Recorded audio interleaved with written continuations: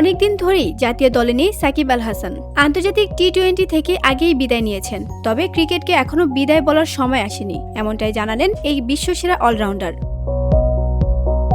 গত বছর ভারতের বিপক্ষে টেস্ট সিরিজ খেলার পর আর জাতীয় দলে দেখা যায়নি সাকিবকে। দেশে ফিরে টেস্ট থেকে অবসরের ইচ্ছা থাকলেও তা বাস্তবায়ন হয়নি, বরং ধরা পড়ে তার বোলিং অ্যাকশনে ত্রুটি। তবে সব কাটিয়ে আবার মাঠে ফিরছেন নিজেকে ঠিক করে।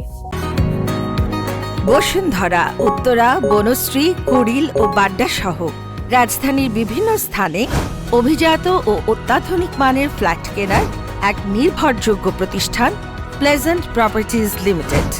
তাই আপনার স্বপ্নের আবাসনের জন্য আজই যোগাযোগ করুন। Pleasant properties limited, where destiny matches eventually.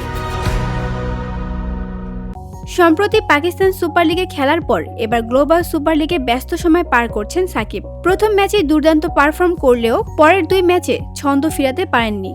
গায়ানার বিপক্ষে বড় হারের ফলে তার দল দুবাই ক্যাপিটালসের সেমিফাইনালে ওঠার সম্ভাবনা প্রায় শেষ। তবে খেলা চালিয়ে যাওয়ার প্রশ্নে আত্মবিশ্বাসী সাকিব।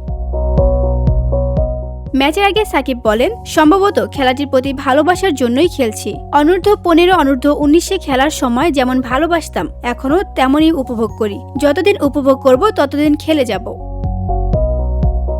16 জুলাই জিএসএল এর শেষ ম্যাচে রংপুর রাইডার্সের মুখোমুখি হবে সাকিবের দল। এরপর ক্যারিবিয়ান প্রিমিয়ার লিগে খেলবেন তিনি। সামনে আরও কিছু ফ্র্যাঞ্চাইজি লিগেও দেখা যেতে পারে এই অভিজ্ঞ অলরাউন্ডারকে। VOD Bangla news desk.